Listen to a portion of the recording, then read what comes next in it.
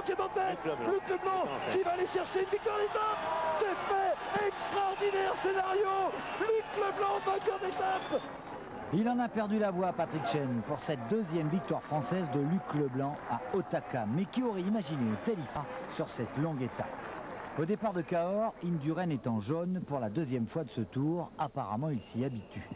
Autographe, photo, rien ne le perturbe. Pourtant, l'étape est longue, 263 km, avec une arrivée au sommet d'un col classé hors catégorie. Certains se signent déjà. Mais avant cela, ils ont tout de même le temps d'admirer le pont Volentrée et même d'apercevoir le château fortifié à la sortie de Cahors. Oui, mais à peine quitté le pays Qatar pour le vrai départ, que déjà, ça démarre. Thierry Marry retrouve dans ce tour ses jambes de 20 ans et juste après, Olry part avec Unchakov et Peter Declercq dans sa roue. Le Belge se dit que c'est peut-être le moment de profiter encore un peu du maillot de meilleur grimpeur. Dès ce soir, il peut bien être menacé. Mais les Banesto, comme hier, n'entendent laisser partir personne. Après plusieurs tentatives, Thierry Marry et les autres sont définitivement repris avant d'entrer dans le Gers au kilomètre 49. Cette accélération laisse à la traîne Roberto Petitto, tombé hier. Il est attendu par son frère. Roberto abandonnera peu après, trop marqué. Après ces instants de folie, tout se calme jusqu'à la côte de Saint-Clar au kilomètre 89. Declercq-Engrange, Magnin suit le rythme. C'est plus rapide, mais le premier drame arrive. Boardman, le maillot jaune du premier jour, abandonne après 100 km de course. Après le 10e jour, j'ai parlé avec Roger. Fait en leur agrément 10 jours à la Tour de France pour le premier an. J'ai fait 10 jours. Et après jour, j'ai vu. Mais encore à 10 mois, le tempo arrête la course. Ce qu'il a fait, il n'a même pas pris le soin d'aller jusqu'au ravitaillement de Florence. Vraiment, cet Anglais n'avait pas faim sur le Tour de France.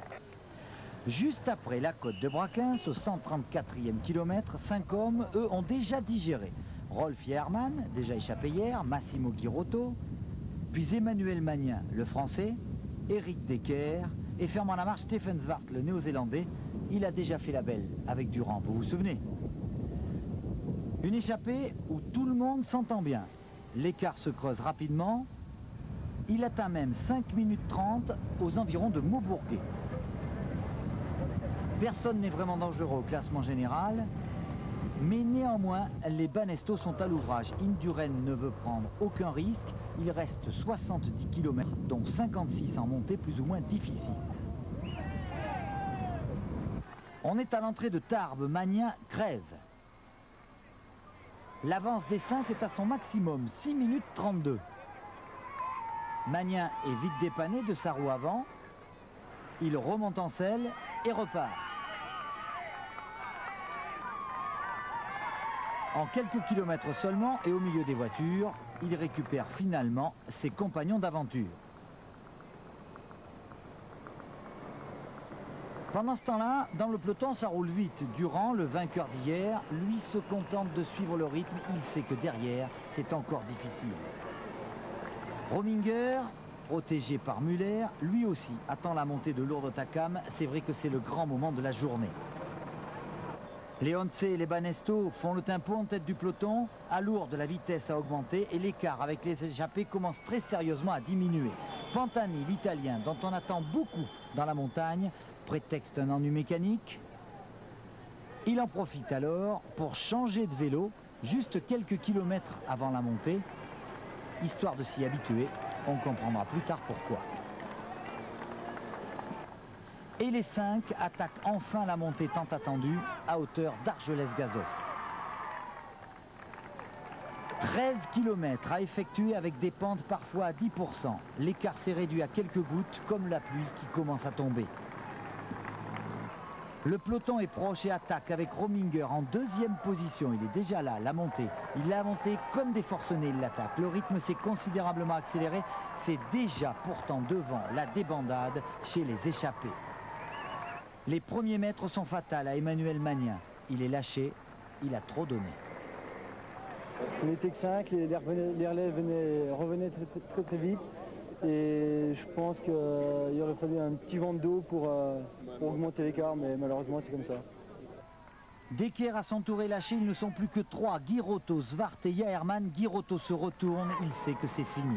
Pantani, vous savez celui qui a changé de vélo au pied de la montagne, il apparaît sur la gauche de votre écran. Il est là avec Indurain, Rominger, De Las Cuevas, tous les autres. Et sur une accélération de Boels, il est en deuxième position.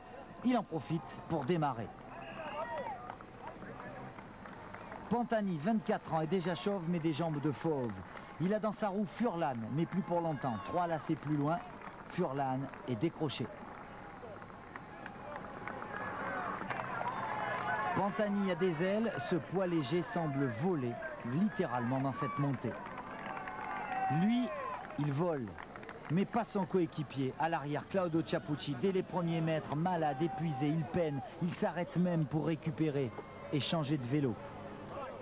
Pour Chiappucci, commence un calvaire de 12 km.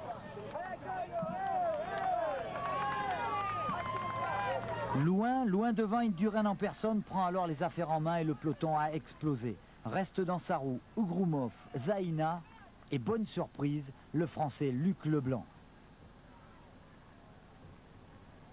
Il ne reste plus qu'une vingtaine de coureurs dans la roue de l'Espagnol. De Las Cuevas est bien là, Virenque aussi. Mais où est donc à cet instant passé Rominger? Lino est distancé et c'est seulement alors que l'on aperçoit Tony Rominger décroché, planté. En quelques mètres seulement, il vient de perdre 34 secondes. Le Tour de France est en train de se jouer après seulement 2 km de vraie montée.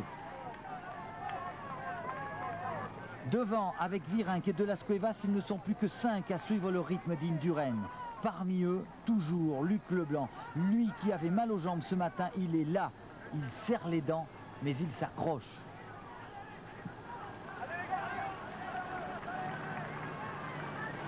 Pantani est toujours seul devant, mais son écart, un moment monté jusqu'à 40 secondes, commence très sérieusement à diminuer.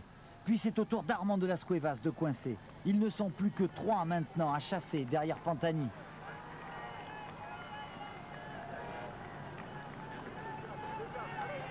Puis plus que 2. Virenque à son tour est décroché. Il laisse filer Leblanc et Indurain. Il ne peut aller plus vite. À Indurain, je lui disais Rominger mal. Et c'est pour ça après il s'est mis à bloc et il a tout fait péter. Mais c'était dur. Hein. Indurain a vraiment tout fait péter. Ils ne sont plus maintenant que 2. L'Espagnol en rajoute. Luc Leblanc répond. On se prend à rêver. Encore plus fort. Luc Leblanc, c'est Rominger à l'agonie. Et il vient prendre un relais pour encore accélérer et accélérer. Pantani a tout donné. À 2 km du sommet, il se retourne et aperçoit enfin plutôt devine les 2 extraterrestres derrière lui. Indurain et Leblanc se rapprochent, le reprennent et sans ralentir le rythme, bien au contraire, ils continuent sans même le regarder. Luc Leblanc est toujours là et c'est même le moment qu'il choisit pour attaquer. Lucho est parti. Il se retourne, un petit écart est creusé. Malheureusement, ce n'est pas encore assez, rien n'est joué. Alors Indurain en remet. Et c'est lui qui part chercher Leblanc. Pantani, cette fois, est définitivement lâché. C'est l'heure de la mise à mort.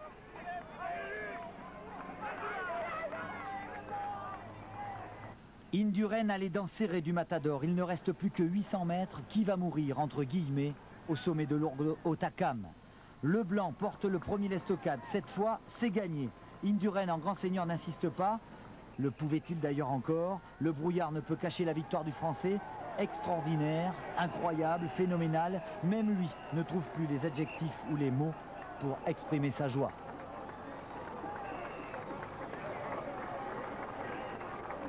Pour moi, d'être le premier vainqueur à Otakam,